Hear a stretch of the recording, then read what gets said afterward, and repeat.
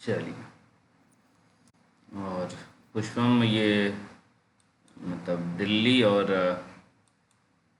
एक शहर जैसे लंदन। लंदन और दिल्ली तो सेम ही था ना। जी सर। तो कौन जी क्या सर, कारण था वहाँ? नमस्ते सर। नमस्ते नमस्ते।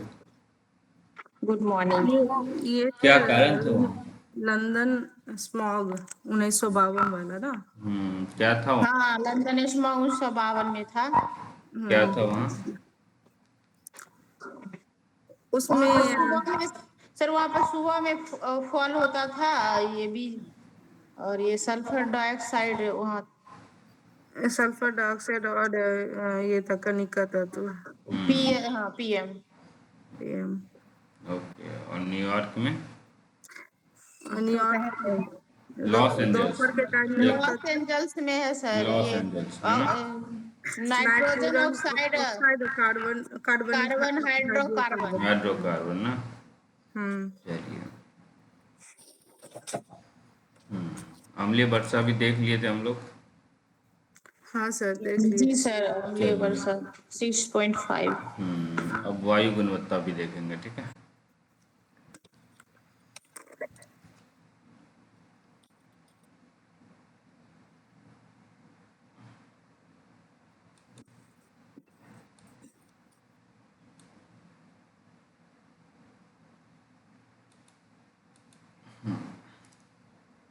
Air quality index AQI। Okay. ज़्यादातर लोग AQI ही कहते हैं इसको।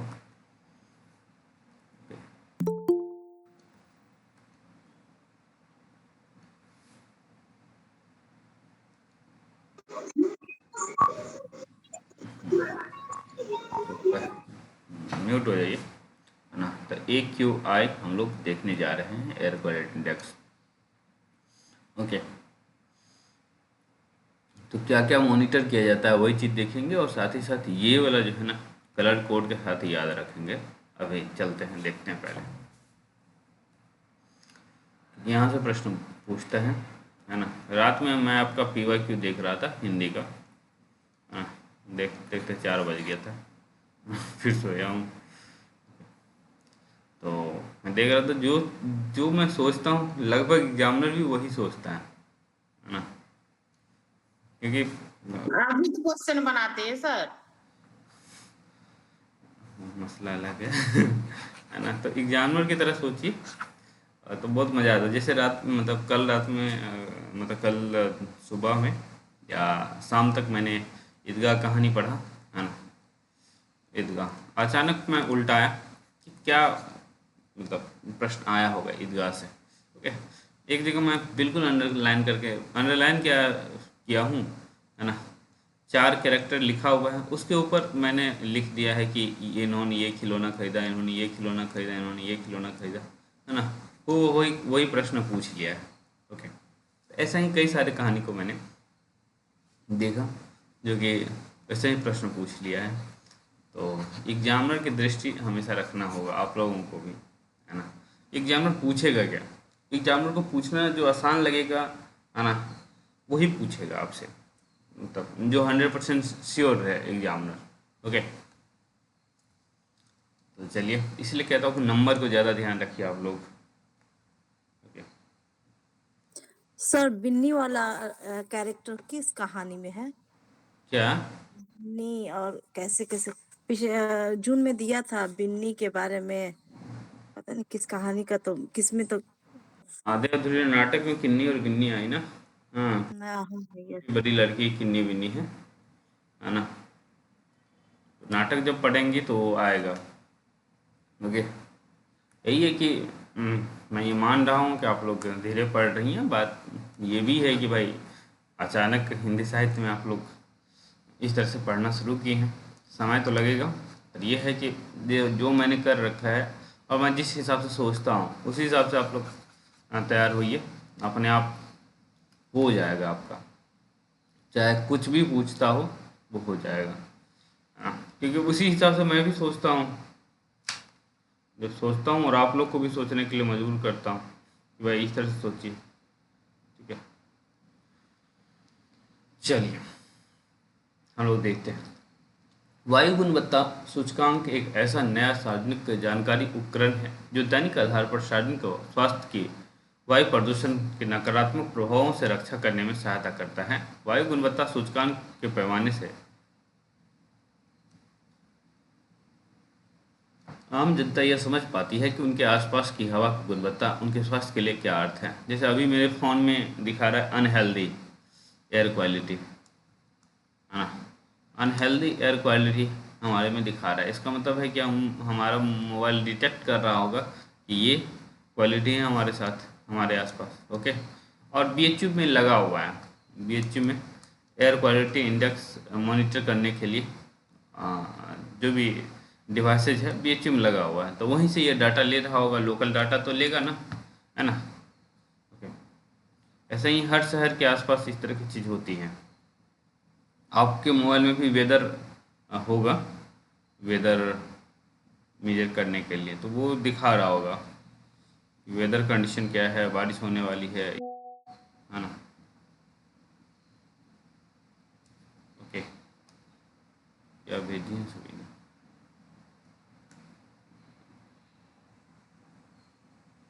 तो अलग कोड दिखाया है क्या आपने सभी ने?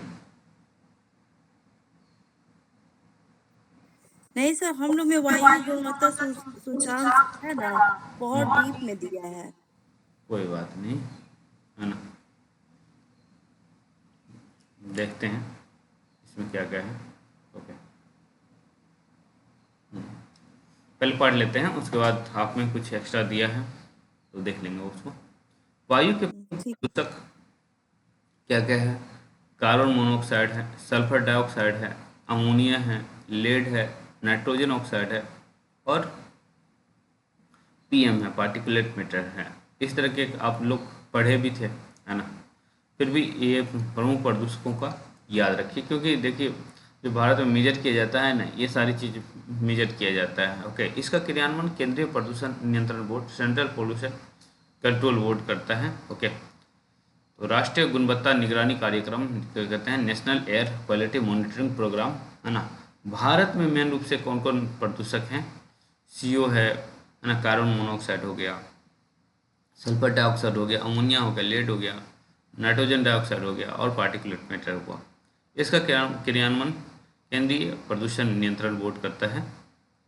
इसका मुख्य उद्देश्य चुनिंदा शहरों में वायु की गुणवत्ता की जानकारी देना होता है। जैसे हमारा फ़ोन दिखा रहा है ना, कि आपके शहर का एयर क्वालिटी लो है, और वाकई इतना लो है कि मतलब समझिए इतनी गर्मी है, और इतनी गर्मी में बाहर का, हालांकि बाहर ठंडी हवा है, पर मैंने अपना पूरा दरवाज़ा और खिड़की बिल्कुल बंद कर दिया है कि बाहरी हवा हमारे रूम ना आवे, है ना, वरना रात को नींद नहीं आती। क्यों? क्योंकि चल रहा है बाहर में रोड बन रहा है। ओके, रोड बन रहा है। जब करंट पर वीडियो आप देखेंगी तो उसमें भी मैं उससे इतना परेशान हो गया कि ये बात बोलना पड़ गया मुझे। ओके, 2-2:30 बजे रात में रोड बना रहे थे सब, और इतना महक रहा था। ओके, जो जलाते हैं ना बिटुमिन, चारकोल, अलकतरा।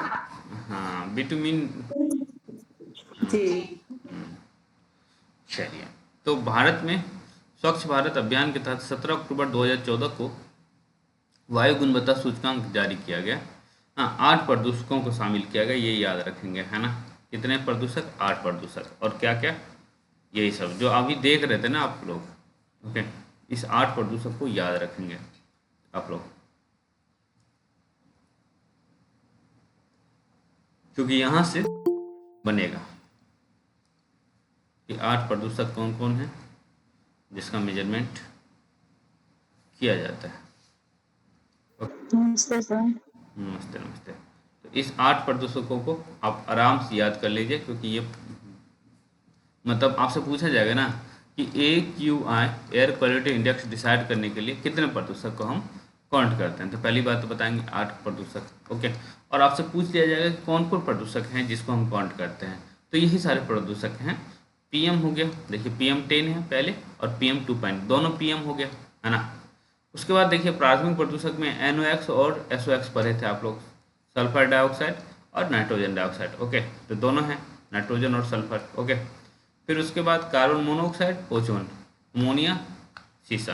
तो शीशा भी आप पढ़े ही हैं। ओके, और आप प्राथमिक प्रदूषक में और भी कुछ कुछ पढ़ी थी, जैसे CFC और इस तरह की चीज़ें पढ़ी थी, वो नहीं है। ये अच्छी बात है आपके लिए, लेकिन आपको आपके पास क्या क्या है उस आठों का, उसे भी क्या कपल में दिया हुआ है, जोड़ी में दिया हुआ है, तो जोड़ी में ही आप याद रख लीजिएगा, है ना। आपको ये नहीं दिख रहा होगा, है ना, और ये नहीं दिख रहा होगा।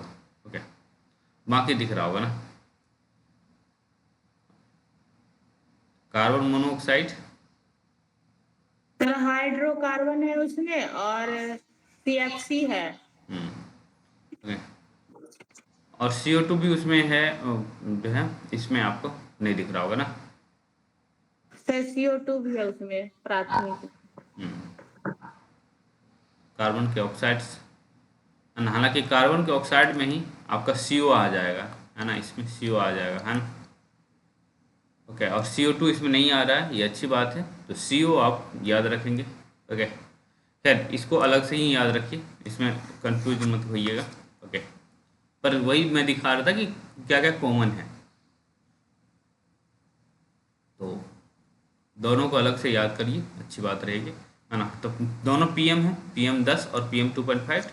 ओके, NOx और SOx दोनों हैं, कार्बन मोनोऑक्साइड है, O3 है, अमोनिया, ओजोन, ओके, और अमोनिया और शीशा, ये 8 है। तो देखिए COO इस तरह से भी याद कर सकते हैं, COO, ओके, NH3 PB। तो PB है, अमोनिया एक्स्ट्रा आपका जुड़ा हुआ है, दिख रहा है आपको, है ना, मेन रूप से।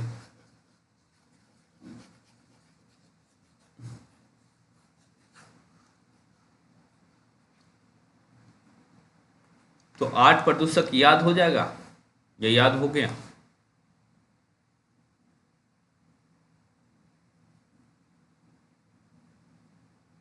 हाँ, है ना। जी सर हो गया है याद, करीब करीब। चलिए 1 मिनट व्हाइट बोर्ड खोल लूँ, जैसे कि आप क्या याद किए पता लग जाए हमें, है ना, क्योंकि यहाँ से प्रश्न बनेगा।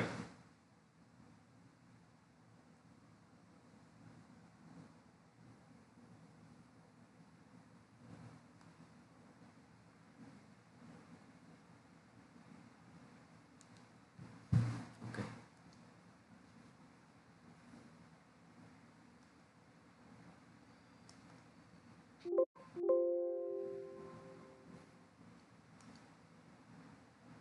ओके, नहीं हो रहा है क्यों?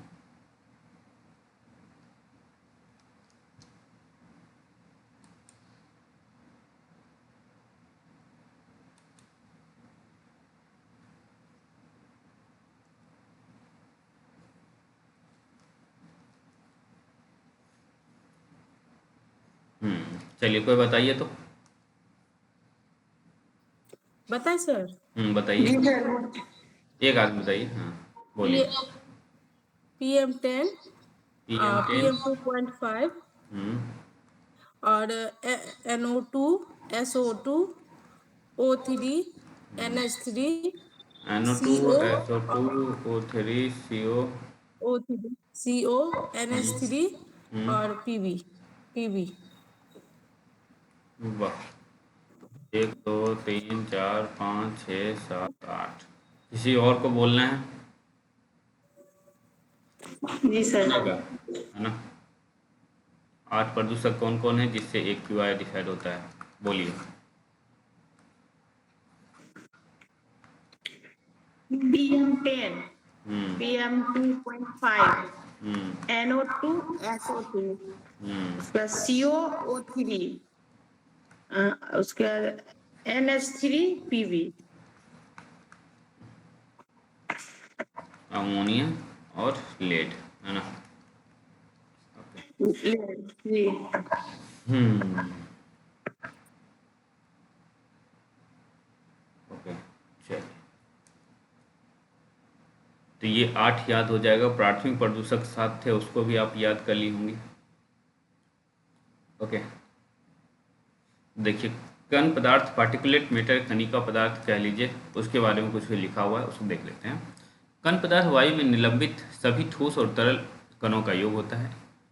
इसमें से कई स्वास्थ्य की दृष्टि से खतरनाक होते हैं। इस जटिल मिश्रण में कई प्रकार के जैविक, ऑर्गेनिक और अकार्बनिक कण शामिल होते हैं। जैसे कि धूल, पराग, है ना, धुआं, तरल बूंदे। ये कण आकार, रचना और मूल में बहुत भिन्न होती है। इनको वायुगतिकीय आकार के आधार पर निम्न रूपों में विभाजित किया जा सकता है।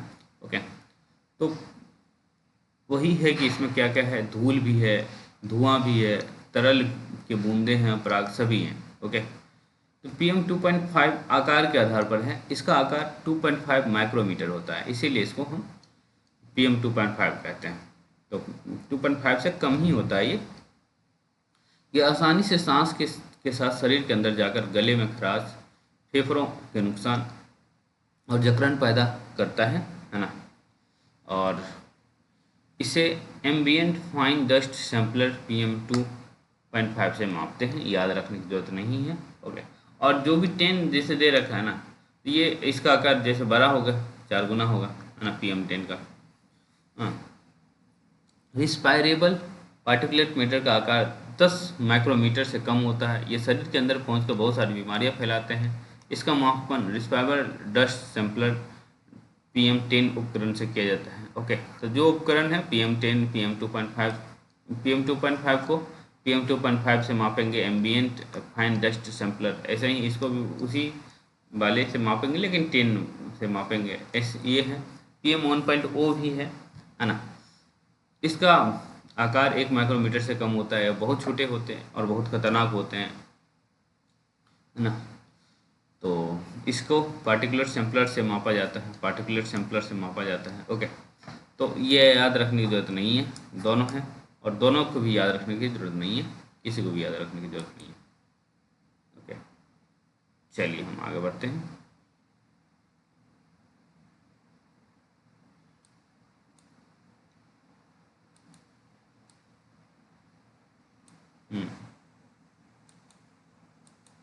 अब है वायु गुणवत्ता सूचकांक के अंतर्गत 6 वर्ग रखे गए हैं। प्रत्येक वर्ग का अलग अलग कोड है।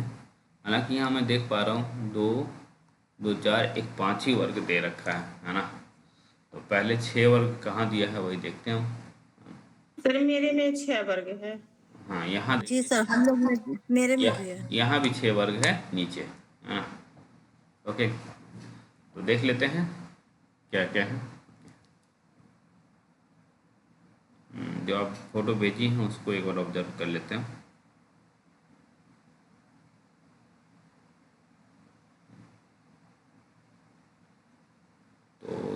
तो एक काम करिए, सेम ही है सर। 300 से 400 तक जो है लाल, बाद में बैगनी या गहरा लाल, है ना। 400 से 500 बस वही है ना। ओके, कलर कोड याद रखना है आपको, ठीक है। दिल्ली में मैं तो देखता हूँ कि 800 तक पहुँच जाता है ना। 1000 भी क्रॉस कर जाता है, समझ आइए कि दिल्ली की स्थिति क्या होती होगी, है ना, क्योंकि मैं दिल्ली में रहा हूँ तो देखा भी हूँ। ओके, तो पहले हम कलर कोडिंग देख लेते हैं, क्योंकि कलर कोडिंग से आता है प्रश्न। ओके, क्योंकि भाई आसान होता है ना ये पूछना। ओके, अच्छा, 400 से 500 के बीच क्या लिखा हुआ है आपने? 400 से 500 की पहले क्या लिख दिया है? सर बैगनी या गहरा लाल। हाँ, वो तो ठीक है। जैसे अति खराब लिखा हुआ है तो उसमें क्या लिखा हुआ है? गंभीर। गंभीर है हाँ, ठीक है। 6 में। ये इसको गंभीर ऐड कर लीजिए, गंभीर। हाँ, और ये 400, 1 से 500, है ना। और ये बैगनी या गहरा लाल है, बैगनी या गहरा लाल। ओके, तो अच्छा माना जाएगा 0 से 50। जनरली शिमला में जब थे तो 0 से 50 के आसपास रहता था। ओके, और हरा जिसे, सर ये कलर कोड क्या होता है सर, हम समझ नहीं रहे। अच्छा, कलर कोड क्या होता है? कलर कोड मतलब ये होता है कि आपको मान लीजिए कि भाई ये रेंज दिख रहा है ना, AQI का रेंज आपको दिख रहा है 0 से 50, है ना। तो आपको ये नंबर नहीं दिखा करके दिखा देगा कि हरा है ना, कि चलो सब कुछ ठीक है। ओके, तो नंबर के जगह आपको कोड दिखने लगे तो समझ जाइए कि अच्छा है। मतलब कई बार नंबर भी दिखा देता है, कई बार कलर ही दिखा देता है, कि भाई कलर से ज़्यादा लोग समझ पाएंगे ना कि यहाँ का हवा कैसे। हर कोई तो पढ़ा लिखा है नहीं, तो कलर देख ले, ठीक है। तो बाकी लोगों के लिए जो पढ़े लिखे नहीं हैं, है ना, या फिर हम लोग को भी नंबर की जगह कलर दिखा दिया जाए, आसानी से हम लोग भी समझ जाएंगे, चलो आज हरा है, मतलब ठीक है ना। फिर उसके बाद हल्का हरा है, संतोषजनक है, 51 से 100, है ना, हल्का हरा। फिर अब धीरे धीरे मॉडरेट पोल्यूटेट का मतलब हुआ 100 से 200 के बीच पीला हो जाएगा। ओके, ठीक, पीला तक चल सकता है, फिर गड़बड़ होना शुरू होता है, पुअर क्वालिटी, है ना, 200 से 300 नारंगी, अति खराब क्वालिटी 300 से 400। देखिए पहला और दूसरा में 50 का फर्क था। पहला में गुड क्वालिटी हरा जो है 0 से 50 है, और संतोषजनक 51 से 100 है, लेकिन उसके बाद 100 करके बढ़ता जा रहा है ना। तो पीला, नारंगी, लाल, बैगनी, पीला, नारंगी, लाल, बैगनी। ओके, लाल को गहरा लाल कह दिया है, जिसे बैगनी कहा रहा है। ओके, तो याद रहेगा, ये यहाँ से प्रश्न बनेगा। ओके, दुखजनक, सामान्य, प्रदूषित, खराब, अति खराब और गंभीर, है ना। खराब, अति खराब, गंभीर, 3 क्वालिटी खराब वाला हो गया, है ना। और अच्छा, संतोषजनक और सामान्य प्रदूषित, है ना। अच्छा, संतोषजनक और सामान्य प्रदूषित 3 ये हो गया। ओके, खराब, अति खराब और गंभीर ये हो गया, है ना। जैसे अच्छा का हरा हो गया, है ना, हल्का हरा हो गया। फिर उसके बाद यहाँ पीला हो जाएगा, नारंगी हो जाएगा, है ना। फिर अति खराब लाल हो गया और बैगनी हो गया। क्या आप लोग को ये कलर कोड याद हो गया? जी जी सर। सर। तो चलिए सबीना बताइए, पहला क्या है? हरा अच्छा, हरा, हल्का हरा संतोषजनक, अच्छा, पीला और साधारण 1 से प्रदूषित, 50, है ना। नारंगी खराब, हम्म अच्छा, फिर से बोलिए, हरा के बाद और हल्का हरा। हल्का हरा, हल्का हरा ठीक, संतोषजनक, हाँ, संतोषजनक। साधारण प्रदूषित, पीला, ओके। खराब नारंगी, हम्म ज्यादा खराब लाल, हम्म गंभीर बैगनी या गहरा ठीक है। लाल। तो ये को साथ में ये भी याद रख लीजिएगा, है ना, कि मान लीजिए आपको दे दिया 101 से 200 तक, तो आप अब 1 से 1 आपको कहा कि एक क्यू है 1 से 200 के बीच में है ना। तो बताओ इसका कलर क्या होगा? तो आप क्या बताएंगे कलर? एक क्यू है 1 से 1 और 200 के बीच में है, तो एक मतलब कलर क्या होगा? सर पीला सर। साधारण पीला। पीला, पीला हाँ, होगा। तुरंत पीला बताना है ना। ऐसे ही कह दिया कि चलो बैगनी है, तो बताओ आप क्या स्थिति होगी? लास्ट होगा ना, 400 लास्ट में होगा सर, 500। 400 से 500 के बीच में। ठीक है, तो ऐसे ही याद रख लिया आप। सर इससे ज्यादा हो जाएगा तो? इससे ज़्यादा होगा तो भाई वो भी इसी तरह से दिखेगा, है ना। कई बार कह देता है कि अब हम नहीं नाप सकते हैं, इतना खराब है। तो कोई कलर काला ना। हो जाएगा। हाँ, ऐसा होता है दिल्ली में। दिल्ली में चूंकि हम जहाँ रहते हैं वहीं से रिपोर्ट ऑडिटोरियम है। ओके। काला काला धुआं निकलता है। हम्म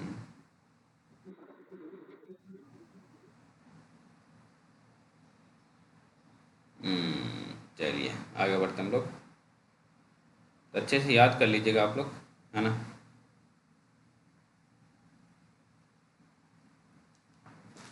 केंद्रीय नियंत्रण बोर्ड और राज्य प्रदूषण नियंत्रण बोर्ड मिलकर भारत के 240 शहरों में राष्ट्रीय वायु निगरानी कार्यक्रम NAPM चला रहे हैं। ओके, तो अभी ये अपडेट हो गया होगा, 240 नहीं है होगा। आप लोग किताब में कितना दिखा रहा है?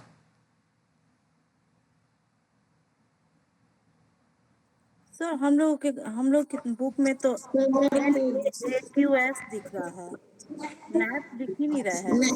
लिखा है सर, बीजिंग में 2017 के दिसंबर 19 को नोट करने योग्य वायु गुणवत्ता सूचकांक AQI सबसे खराब दर्ज किया गया है, कोई बात जो नहीं।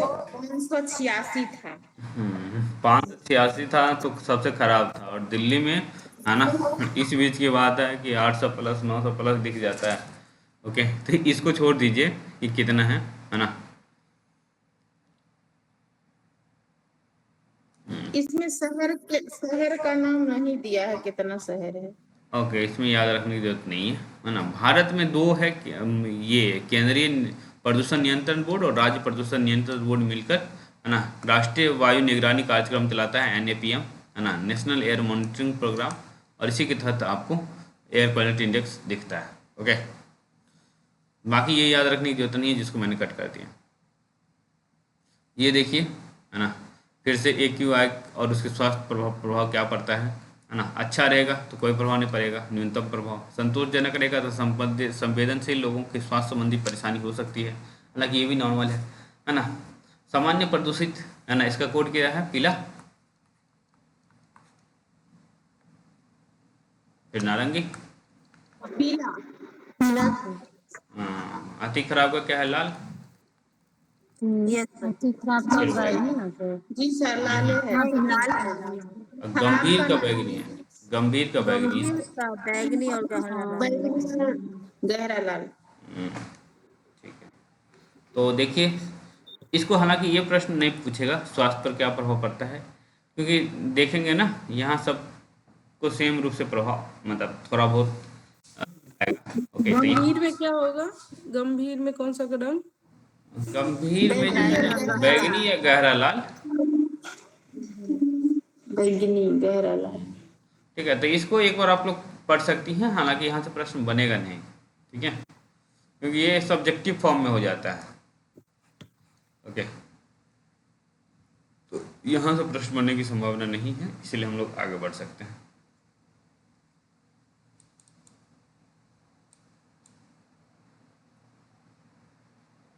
राष्ट्रीय व्यापक वायु गुणवत्ता मापदंड, national ambient air quality standard. Okay, देखते हैं इसमें क्या है। इसमें देखिए, इसमें वर्णित 8 प्रदूषक गैसों के अलावा है ना, आप 8 याद कर रखे हैं ना, 8 जी सर। हाँ जी सर। के अलावा और प्रदूषक 4 और प्रदूषक शामिल हैं। क्या क्या है, आर्सेनिक है, निकेल है, बेंजीन है और बेंजो पायरेन। ओके, तो ये 4 भी याद रखेंगे कि NAPM जब व्यापक स्तर पर होता है, राष्ट्रीय व्यापक गुणवत्ता मापदंड जो है, हाँ उसमें हम और 4 को ऐड कर लेते हैं। AQI में 8 को ऐड करते हैं, लेकिन ये जो है NAAQS है ना।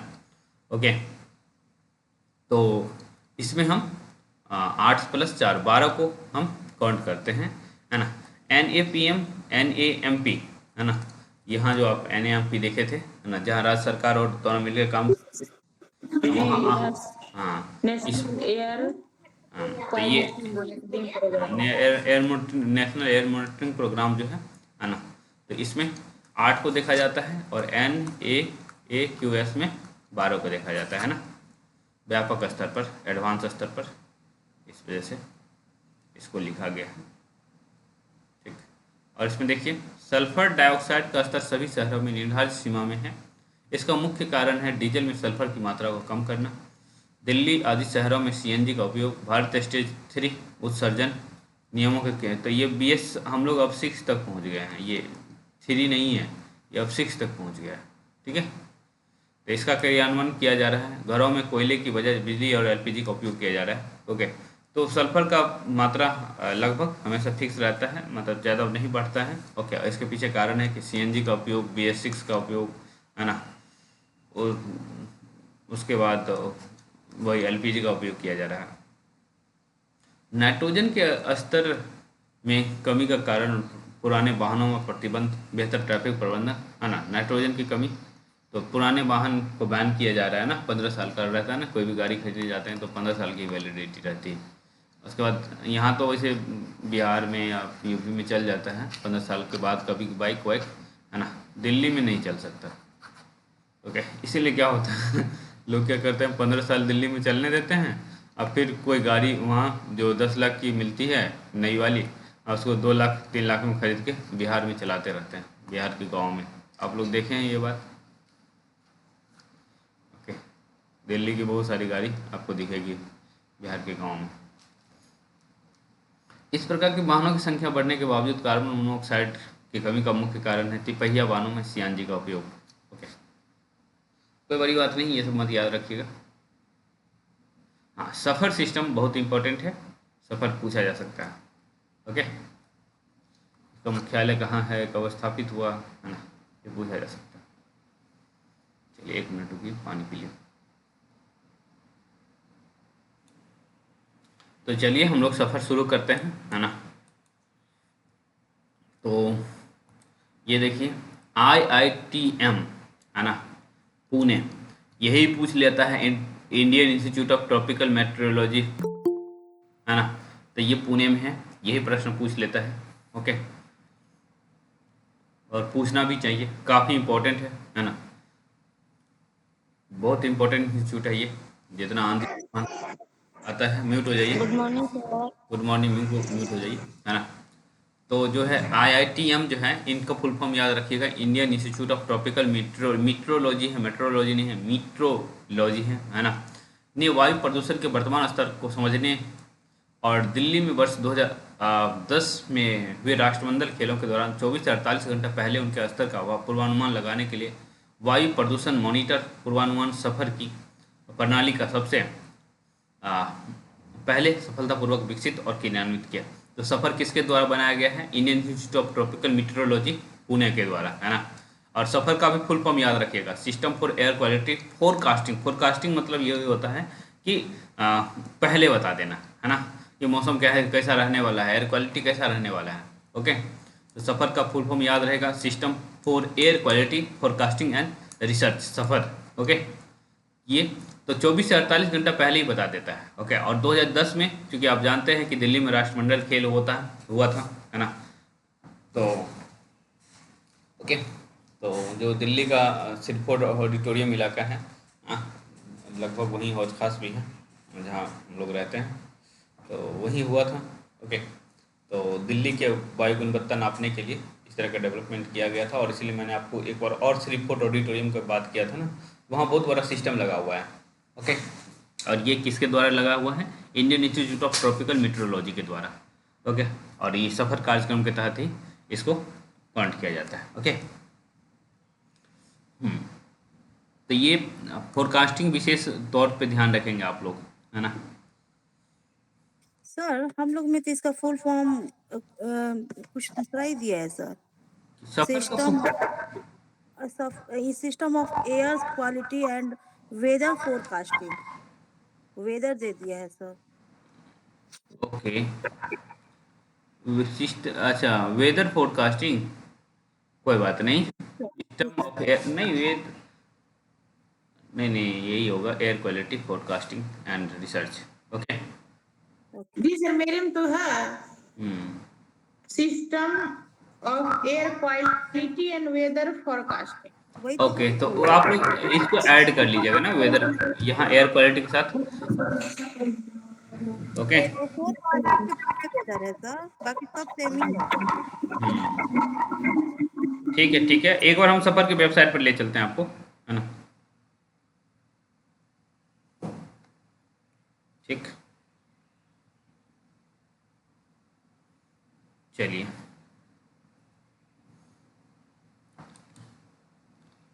एक बार आपको हम सफ़र की वेबसाइट पर ले चलते हैं।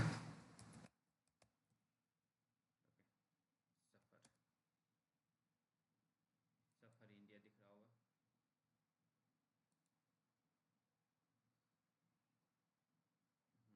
अभी जो चक्रवात सब आने वाला है, यही मेजर कर लेता है। System for air quality and weather forecasting and research, तो याद रखेंगे ये, है ना।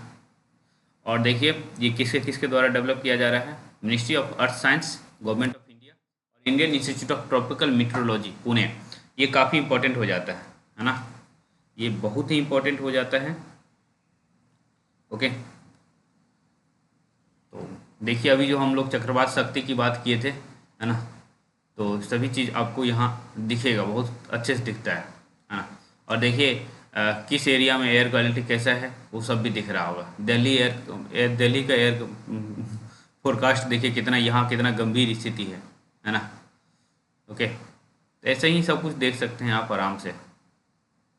ओके, और यहीं से जो है आप लोग के मोबाइल में डाटा सब आता है। ओके, तो ये IITM का फुल फॉर्म क्या हो गया? Indian institute of tropical metrology. Okay, और सफ़र का भी फुल फॉर्म आप देख लिए, है ना? Indian system of air quality and weather forecasting. Okay, तो ये वेदर फोरकास्टिंग भी ध्यान में रखेंगे, वेदर। ओके, पहले एयर क्वालिटी ही मैनेज करने के लिए इसका डेवलपमेंट हुआ था, बाद में वेदर फोरकास्टिंग भी करने लगा है ना? मौसम कैसा रहने वाला है। Okay, weather forecasting and research लिखा है, कोई बात नहीं, वेदर फोरकास्टिंग एंड रिसर्च लिखा हुआ है। फोरकास्टिंग तक है। ओके, तो आर का मतलब रिसर्च ही है ना? जी सर। देखिए एनालिसिस में देखिए एक फोरकास्ट आप देख सकते हैं, है ना, कि कैसा रहने वाला है। ओके, ये देखिए आपको दिखा दिया है सब कुछ। अगर जहाँ का देखना वहाँ का आप देख सकती हैं, है ना? PM 2.0, 10, CO, डस्ट सब कुछ दिखा रहा है। ओके, तो इतना डिटेल में जाने की ज़रूरत नहीं है आपको, लेकिन देख लीजिए हम PM 2.5 के फॉर्म में देख पा रहे हैं, या 10 को देखें तो कुछ और ये दिखेगा, है ना? अब देखिए PM 10 को देखना शुरू किया तो कुछ और हो गया ना मैप। ओके, ऐसे ही CO को देखना शुरू करेंगे तो ये कुछ और मैप टैब में दिखेगा। ओके, ठीक, तो हम लोग के लिए इतना इम्पोर्टेंट नहीं है ना? मौसम का भी फोरकास्ट देखना चाहेंगे तो देख सकते हैं। एयर क्वालिटी हो गया, analysis, 10 day observation, dust forecast other cities, है ना? तो जो भी आपको सिटी देखना है अपना देख सकती हैं। ओके, तो हम लोग इस पर ज़्यादा फोकस ना करें। हो गया, ठीक। एक बार अबाउट में देखना चाह रहा हूँ, अबाउट कुछ है, अबाउट अस, ठीक है।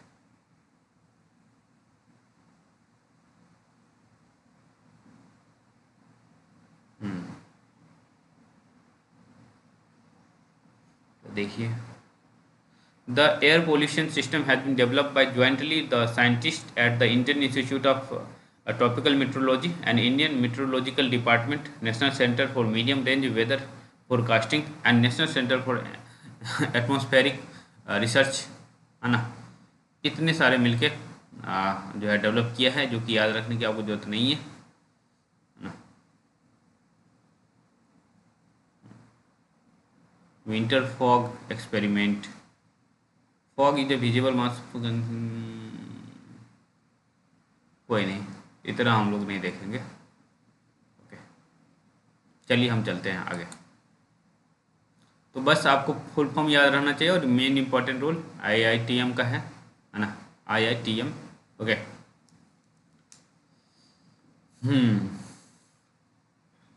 सफ़र के 5 प्रमुख मानक प्रदूषक हैं जो हमारे स्वास्थ्य और फसल की उपज के लिए सबसे अधिक खतरनाक है। PM 2.5, PM 10, ozone, carbon monoxide, nitrogen के ऑक्साइड जिसका भविष्यवाणी की जाती है। हालांकि सफ़र अनुसंधान और विकास उद्देश्यों के लिए benzene, टॉलिन, xylene, carbon dioxide, black carbon और पारा के आंकड़े एकत्रित करते हैं, जो कि याद रखने की जरूरत नहीं है। ओके, चलिए वायु प्रदूषण के बचाव के उपाय ये देखते हैं हम लोग। ओके, वायु प्रदूषण के बचाव के उपाय, जो कि आपके लिए इम्पोर्टेंट है, ठीक। तो इसको अच्छे से देखते हैं पहले।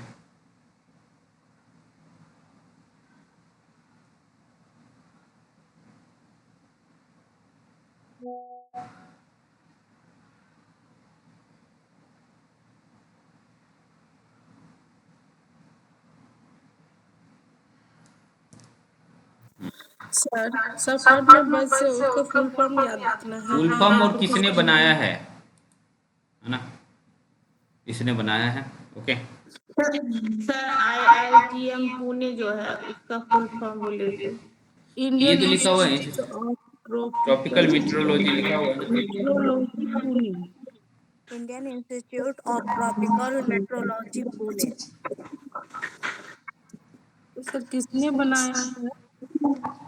यही, IIT पुणे, हाँ। और इंडियन हम Indian institute of tropical meteorology. ये देखिए, project by Indian institute of tropical meteorology, है ना? चलिए, और एक चीज़ और भी, एक चीज़ देखिए, कहाँ गया, ये देखिए, इंडियन मेट्रोलॉजिकल डिपार्टमेंट, इसका मुख्यालय दिल्ली में है ना। इंडियन मेट्रोलॉजिकल डिपार्टमेंट जो है इसका मुख्यालय दिल्ली में है, ठीक। हाँ, दिल्ली के ग्रीन पार्क में है, क्योंकि ये भी हमारे बगल में ही पड़ता है एरिया, इसलिए मैं देख रखा हूँ। Okay, Indian meteorological department. Okay, तो इसका भी योगदान है, मतलब ज्वाइंट वेंचर है ना।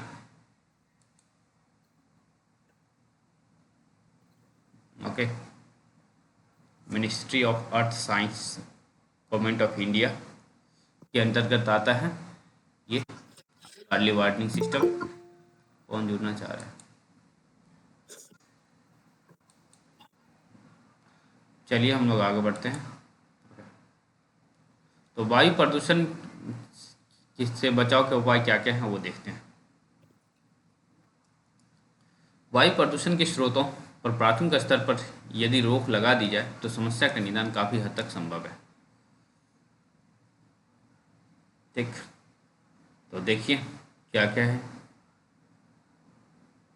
ये उतना इम्पोर्टेंट नहीं है। इधर आते हैं, क्या क्या है इसको हम यहीं से देख सकते हैं। ईंधन की श्रेणी परिवर्तन, शीशा रहित पेट्रोल का उपयोग है ना, भारत नॉन, तो BS6 लेवल का अब हम लोग यूज करते हैं, है ना। धुआं रहित गैस चूल्हों का उपयोग होता है। निजी वाहनों की संख्या को कम करना, दिल्ली में इसीलिए ऑड इवन आप देखते हैं लगा दिया जाता है कई बार, ओके। या फिर पब्लिक ट्रांसपोर्ट का प्रमोशन किया जाता है। हालांकि पता नहीं इंडियन को ना दिखाने की बड़ी आदत होती है ना, ज़रूरत से ज़्यादा दिखाने की आदत होती है। कार अपना होना चाहिए। हालांकि एक चीज़ और भी है ना, यदि इंडिया में लास्ट स्टेप कनेक्टिविटी रहेगा, है ना, कि आपके घर तक जो है सवारी मिल जाए, तब दिक्कत नहीं है। जैसे मैं भुवनेश्वर में देख के आया था, भुवनेश्वर में आपको आपके डोर स्टेप तक की सवारी है।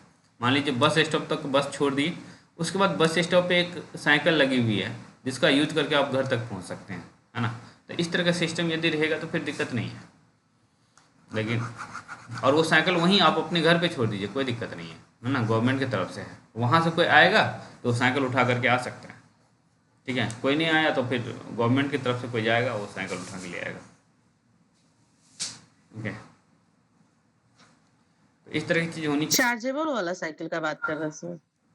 चार्जेबल भी रहता है और नॉर्मल भी रहता है ना। भुवनेश्वर में काफ़ी अच्छा सिस्टम मुझे लगा है। 2021 की बात है जब भुवनेश्वर गया था, ओके। हमको बहुत अच्छा सिटी लगा वो। पेट्रोल डीजल के स्थान पर सौर जल गैस इत्यादि का प्रयोग करना। वाहनों की आयु निर्धारित करना 15 साल जो निर्धारित है। अब देखिए यहाँ से प्रश्न नहीं आएगा वैसे, है ना। आएगा भी तो आप लोग जो है कॉमन सेंस यूज करके लगा देंगे, है ना। राष्ट्रीय हरित प्राधिकरण ये बहुत ही इम्पोर्टेंट बॉडी है ना। इसका भी मुख्यालय NGT का मुख्यालय दिल्ली में ही है, ओके। राष्ट्रीय ग्रीन ट्रिब्यूनल, ओके। तो ये वास्तव में एक जो है ना कोई विवाद हो जाता है, तो जैसे कोई कंपनी ने पर्यावरण के नियम का उल्लंघन किया तो लोग कोर्ट थोड़ी चले जाएगा तुरंत, NGT में जाएगा, ओके। तो इस तरह की चीज़ें हैं। तो ये कब स्थापित किया गया था? 2010 में ना, इसको याद रखना है। पर्यावरण संबंधी कानूनों के प्रभावी कार्यान्वयन व पर्यावरण के अधिकारों की सुरक्षा के लिए राष्ट्रीय हरित न्यायाधिकरण अक्टूबर 2010 में अस्तित्व में आया। इसकी गठन की अधिसूचना 18 अक्टूबर 2010 को जारी की गई। और ये इम्पोर्टेंट है, ओके। तो देखिए दोनों सदन में तो मई 2010 में पारित हो गया था, लेकिन 18 अक्टूबर को गठन की अधिसूचना जारी की गई। मिला जुला के आपको याद रखना है 2010, है ना। NGT कब स्थापित हुई? 2010 में। उल्लेखनीय है कि केवल पर्यावरण संबंधी मामलों की सुनवाई के लिए पृथक अदालतें वर्तमान में ऑस्ट्रेलिया और न्यूजीलैंड में कार्यरत हैं, ओके। अब भारत में भी है ना। यहाँ उल्लेखनीय है कि राष्ट्रीय हरित प्राधिकरण भी अभी हाल में ही दिल्ली और आसपास के नगरों में 10 वर्ष से अधिक पुराने डीजल वाहनों के पंजीकरण को निरस्त करने और 15 वर्ष पुराने डीजल वाहनों को खंडित करने का निर्देश दिया है ना। जिसका केंद्रीय सरकार ने आर्थिक कारणों के आधार पर उच्चतम न्यायालय में चुनौती दी। ओके, तो 15 साल वाले को तो भाई बिल्कुल ख़त्म कर देने पे ही दिल्ली में यही स्थिति है कि 15 साल की वैलिडिटी है।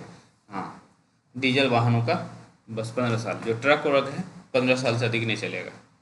ओके, तो ये चीज़ याद रखेंगे आप। ठीक,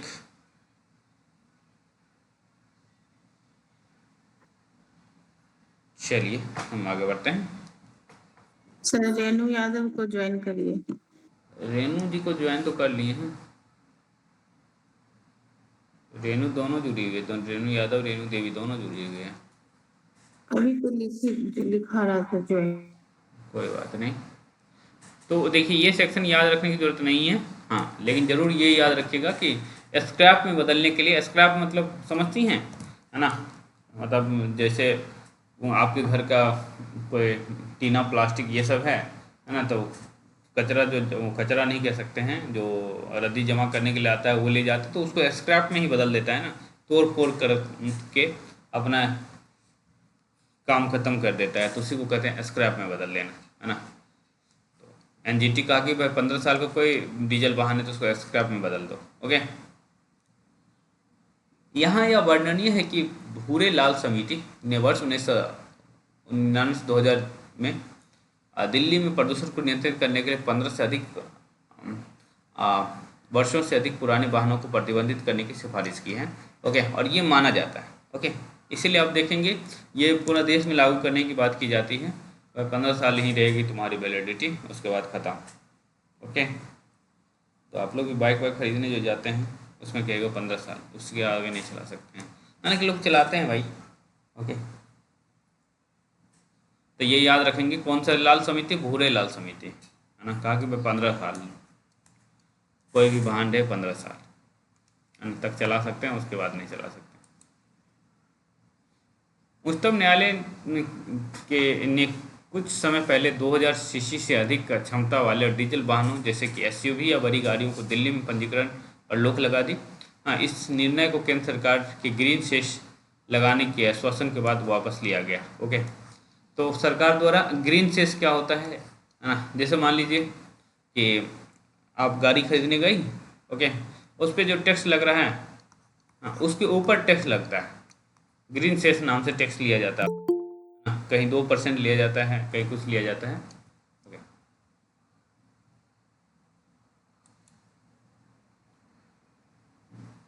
तो ग्रीन सेस जैसे मान लीजिए उस गाड़ी मान लीजिए 5 लाख का खरीदी आप, ओके, और उस पर 18% या 30% का टैक्स लग रहा है ना, तो 1.5 लाख के आसपास टैक्स लगा।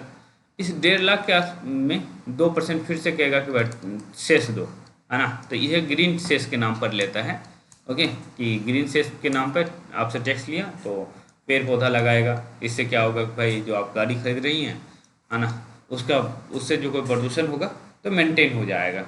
ओके, तो सरकार कहा कि नहीं, सरकार ने कहा कि भाई मतलब हम बंद तो नहीं करेंगे गाड़ियों को, लेकिन ये है कि ग्रीन सेस लगा देते हैं, या तो लोग कम खरीदेंगे या फिर जो खरीदेंगे उससे हम पैसा ले लेंगे, पैसा लेके हम पेड़ पौधा लगा लेंगे। हालांकि इसका क्रियान्वयन बहुत अच्छे से नहीं हो रहा है। ओके, चलिए ऑड इवन पढ़ते हैं हम लोग, है ना। तो ये तो सबको पता है ऑड इवन। दिल्ली सरकार ने वायु प्रदूषण से निपटने के लिए ऑड इवन योजना को 2 चरणों में जनवरी और अप्रैल 2016 में 15-15 दिन के लिए लागू किया। तो पहली बार अब 2016 में लागू किया गया था, बस यही याद रखना है ना। तो 1 दिन और चलेगा, 1 दिन इवेंट चलेगा, है ना। नंबर प्लेट पे देखा जाता है, 6 वाला 1 दिन चलेगा, 7 वाला 1 दिन चलेगा, है ना। तो वही है भाई, सोमवार को जो है ऑड नंबर का चलेगा।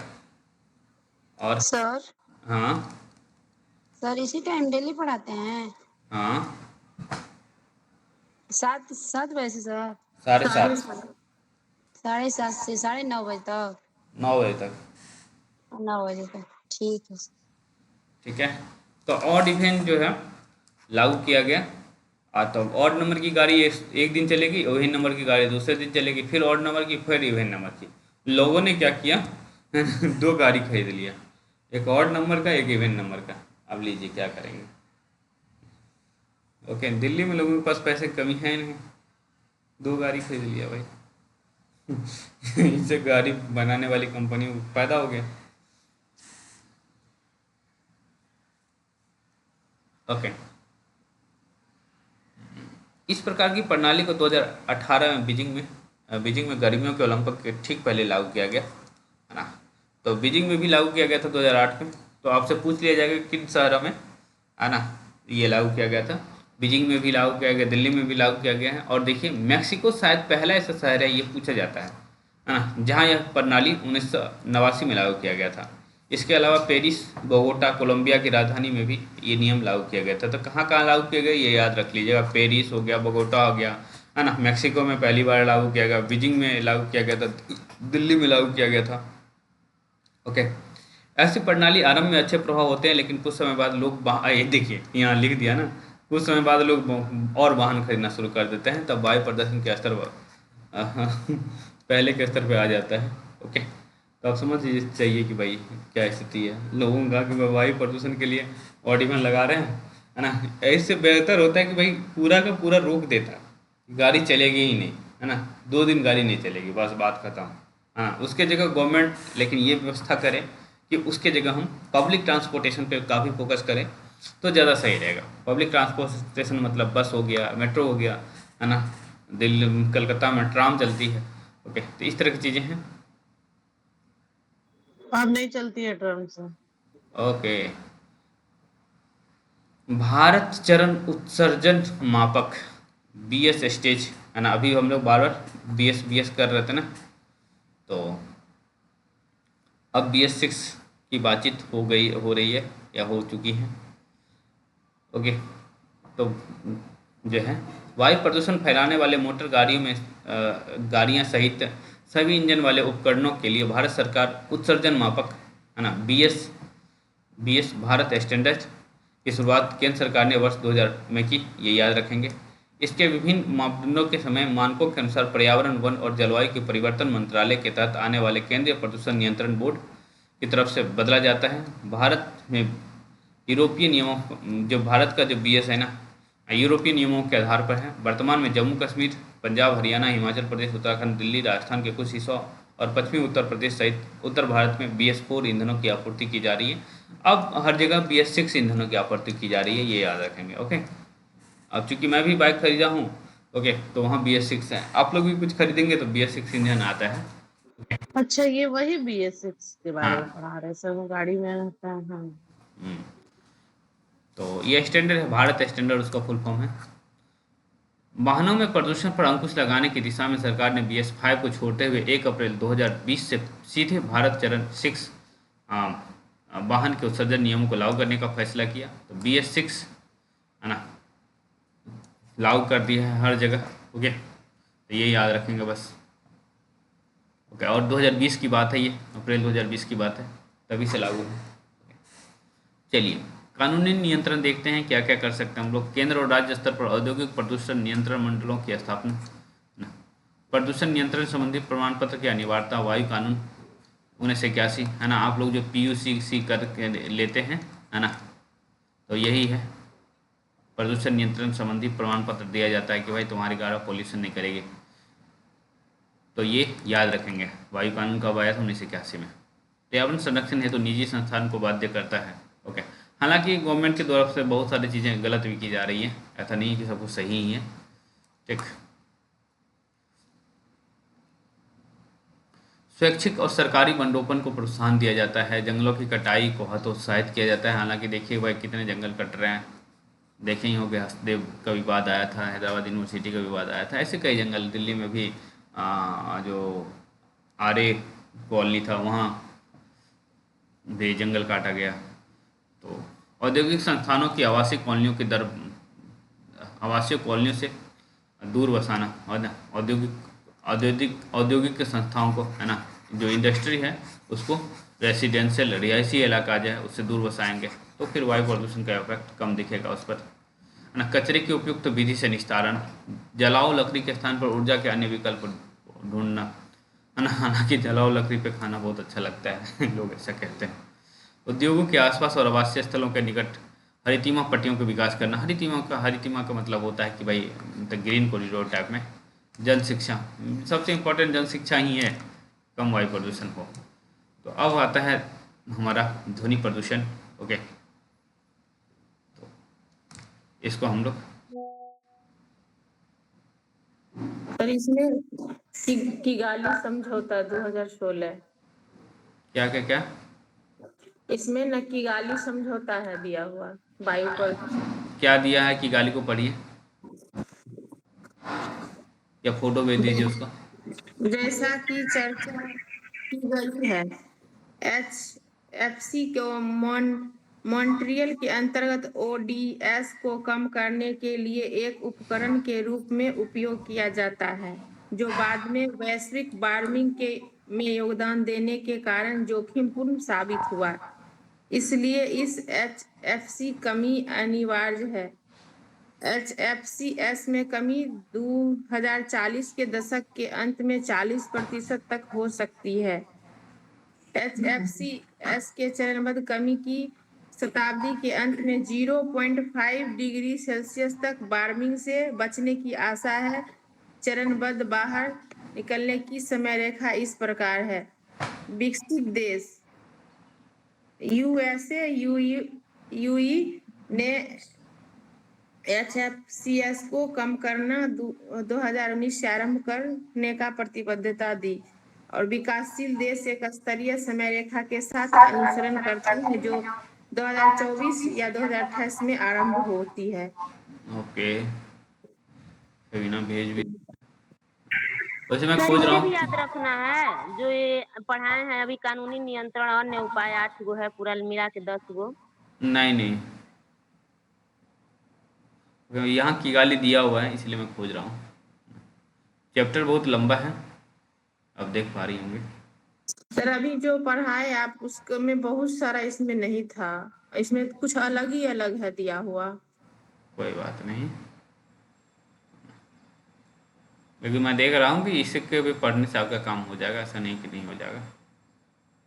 चैप्टर लंबा है, मैं देख पा रहा हूँ चैप्टर है। इसमें प्रकृति मीथेन उत्पाद का पूरा दिया है डिफिनेशन पूरा, और ओजोन का दिया है, मॉनिटरिंग प्रोटोकॉल का दिया है, इसमें सारा डिफिनेशन दिया। ओके, अभी प्रोटोकॉल जितने हैं ना वो सभी आएगा। किगाली में खोज रहा हूँ, है किगाली इसमें होगा ज़रूर।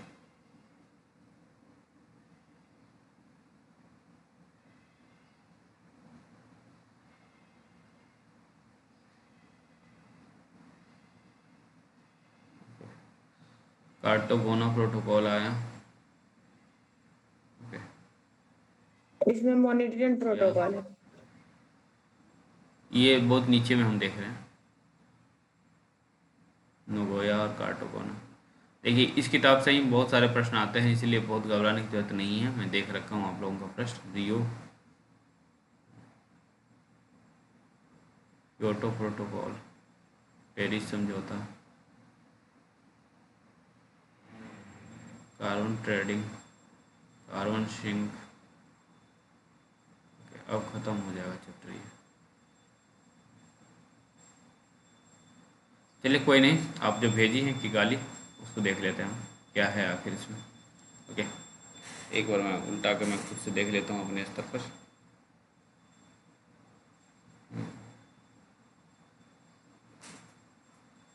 किगाली 2016 का है ना।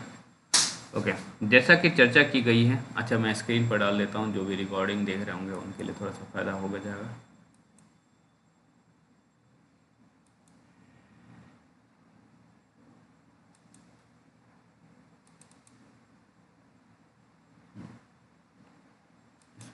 वैसे सही दिख रहा है,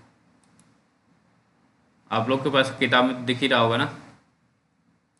एक बार मैं देख लेता हूँ। सर अपने वाले का पेज बताइए ना, यही पीडीएफ हमारे पास है। हाँ, अपने वाले का हमारे में किगाली। हाँ सर, वही यही जो पढ़ा रहे हैं आप ठीक है ठीक है, हम इसी को निकाले हैं। ओके चलिए। ठीक है, हमारे वाले में तो अभी जो दिख रहा था आपको ये है।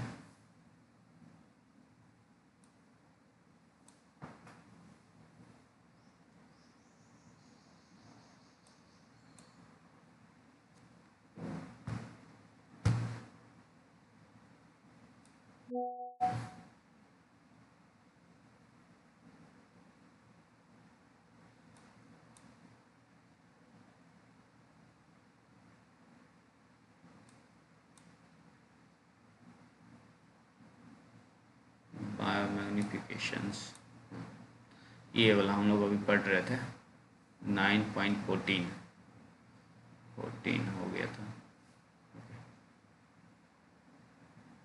हाँ, तो 9.14 तक है। ओके, किगाली प्रोटोकॉल आपने भेजा है तो आप लोगों के लिए स्क्रीन पर डाल देता हूँ।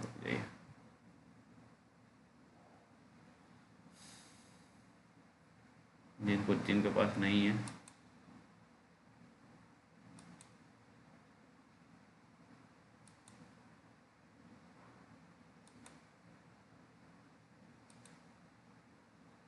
ओके, ये चीज दिख रहा होगा ना। क्या है कि जैसा कि चर्चा की गई है, HFC को मॉनिटरी प्रोटोकॉल के अंतर्गत ODS को कम करने के लिए एक उपकरण के रूप में उपयोग किया गया है ना। वैसे मॉनिटरी प्रोटोकॉल HFC नहीं SCF है ना, हालांकि बाद में इसका नाम SFC किया गया है, वो मसला अलग है। ओके, बाद में वैश्विक वार्मिंग के योगदान देने के कारण जोखिमपूर्ण साबित हुआ, इसीलिए HFC की कमी अनिवार्य थी। HFCS में कमी 2040 के दशक के अंतर्गत 40% तक हो सकती है। जो SCF आप लोग पढ़ी है ना, उसमें कुछ चेंजेस करके SFC कर दिया गया है ना। और HFC की चरणबद्ध कमी से शताब्दी के अंत तक 0.5% की वार्मिंग से बचने की आशा है। ओके, चरणबद्ध बाहर सर इससे पहले ना HCF का चर्चा किया है, इससे पहले पैराग्राफ में। हाँ, तो देखिए HFC का पूरा नाम क्या लिख रखा है आपको वहाँ दिखेगा अलग से, तो दिख रहा है? जी सर, ये हाइड्रोक्लोरिक क्लोरोफ्लोरोकार्बन है ना। हम भेजे मोबाइल पर, देखिए ना। ओके, एक मिनट में देख रहा हूँ। मॉनिटरिंग प्रोटोकॉल में। ओके, तो HCFC का है हाइड्रोफ्लोरोकार्बन, है ना। हम लोग HCF पर क्लोरोफ्लोरोकार्बन है सर। हाइड्रोफ्लोरोकार्बन, है ना। और इधर देखिए एक है HCFCs, है ना। तो सब मिला करके ये HFC कर दिया है। ओके, तो यही बात है ना कि किगाली प्रोटोकॉल संबंधित है HFC से। ओके, HFC से संबंधित है, ये याद रखेंगे, है ना। जैसा कि चर्चा की गई है, HFC को मॉनिटरियल के अंतर्गत ODS को कम करने के लिए एक उपकरण के रूप में उपयोग किया गया था, जो बाद में वैश्विक वार्मिंग के योगदान के लिए जोखिमपूर्ण साबित हुआ, इसीलिए HFC की कमी अनिवार्य थी। HFC में कमी 2040 के दशक के अंत तक 40% हो सकती है। HFC की चरणबद्ध कमी से शताब्दी के अंत तक 0.5 डिग्री सेल्सियस तक की वार्मिंग बचाने की आशा है। ओके, तो विकसित देश जैसे यूरोपियन यूनियन और USA ने HFC को कम करना 2019 से आरंभ कर दिया, और विकासशील देश के लिए एक स्तरीय सीमा रेखा के साथ अनुसरण करते हुए जो 24 और 28 से आरंभ होती है। तो वही है कि किगाली आप से पूछा जाएगा तो किगाली समझौता 2016 की है। ओके, और ये HFC से संबंधित है। ओके, बस इतना याद रखेंगे। और साथ ही साथ विकसित देश जैसे EU हो गया, यूरोपियन यूनियन और USA HFC को 2019 से कम करना शुरू किया, और विकासशील देश जो है 2024 या 28 से करेंगे, है ना। ये बस इतना याद रखना है। ओके, और HFC सर मॉनिटरियल प्रोटोकॉल के नीचे एक नोट लिखा हुआ, उसको सर देखिए थोड़ा। हाँ, तो मॉनिटरियल प्रोटोकॉल जो है ना आपका संबंधित है ये क्लोरोफ्लोरोकार्बन जो है था ना उससे, नोट में। हाँ, हाइड्रोफ्लोरोकार्बन के ऊपर सूचीबद्ध ODS की कल्पना की गई, लेकिन HFC की रिहाई जोखिम ये कटा हुआ है, आप जो भेजी है ना। मेरा में कटा हुआ है सर। हाँ, मॉनिटरियल प्रोटोकॉल के नीचे में जो कह रही है ना, डी नोट जो है। हाँ, तो इसमें लिखा है हाइड्रोक्लोरोफ्लोरोकार्बन के ऊपर सूचीबद्ध ODS की जगह लेने की कल्पना की गई थी, लेकिन HFC की रिहाई को जोखिमपूर्ण पाया गया क्योंकि इसे बहुत उच्च वैश्विक तापीय क्षमता वाली एक जोखिमपूर्ण ग्रीन हाउस गैस साबित हुई थी। HFC पर ध्यान किगाली समझौते का मार्ग प्रशस्त करता है। ओके, देखिए आपसे पूछा जाएगा ना कि मॉनिटरी प्रोटोकॉल प्रोटोकॉल किससे संबंधित था, है ना, तो आप कहेंगे ओजोन लेयर में जो 6 संबंधित था, है ना, और किगाली HFC से संबंधित है। ओके, हाइड्रोफ्लोरोकार्बन, बस इतनी बातें याद रखिएगा, ठीक है। बाकी सर एक सर बात इस पीडीएफ में किगाली दिया हुआ है ना टॉपिक? हमारे में अभी नहीं दिया हुआ है ना, क्योंकि ये 2016 की है, अपडेटेड इसमें नहीं है। सर मतलब HFC है किगाली के लिए और monitoring protocol ODS। Ozone ozone ODS अलग है, ओजोन अलग है। वैसे हमको सर एक बार फिर ओजोन से रिपीट डिप्लीकेशन। कीजिएगा। सर इसमें क्या है कि लिखा है मॉनिटरियल के अंतर्गत हाँ, तो ODS ये को जो है ना आपको, कम। ये ODS का फुल फॉर्म जो है ना, ये है ओजोन डिप्लीकेशन सब्सटेंस। तो जी उसमें सर है सिर्फ, लिखा हुआ। हाँ, तो उसको जो है ना, उसमें सिर्फ और सिर्फ हम लोग CFC क्लोरोफ्लोरोकार्बन जो होता था उसको लेते थे, ठीक है। बाद में हम किगाली में ये सबको जोड़ दिया, HFC में जोड़ दिए, ठीक है। किगाली में HFC में बहुत सारा हम HFCS भी लगा, नीचे लगा हुआ है, देखिए, तो HFC, जी सर एस नहीं हाँ, है, एस लगा हुआ है। है ना, तो उसमें बहुत सारा आता है, ठीक। हम्म, तो किगाली इसी से संबंधित है। सर ODS से किससे संबंधित है? ODS डायरेक्ट पूछा जाएगा ना, तो आपको सर मॉनिटरी प्रोटोकॉल, HFC से संबंधित है। एक मिनट सुन लीजिए। ODS वास्तव में शुरुआत में मॉनिटरी प्रोटोकॉल से संबंधित था, है ना। ODS का मतलब होता है और ओजोन डिप्लीकेशन सब्सटेंसेज, है ना, ओजोन को क्षय करने वाले सब्सटेंसेज। तो हम लोग उसको उसमें सिर्फ और सिर्फ CFC को मानते थे, ठीक है। बाद में हम लोग HFC पर आ गए किगाली समझौता में, वो भी ODS से संबंधित ही है, ओके, लेकिन इसमें HFC को काउंट किया जाने लगा, ठीक। ठीक है सर। हम्म, चलिए, याद रहेगा।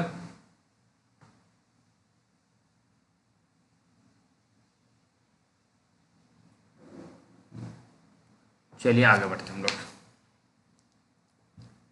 किगाली और ये मॉनिट्रियल, है ना, तो आई जो ओजोन डिप्लीकेशन से दोनों संबंधित है, लेकिन वहाँ CFC था और यहाँ HFC है,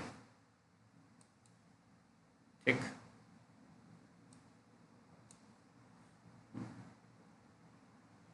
चलिए हम लोग आते हैं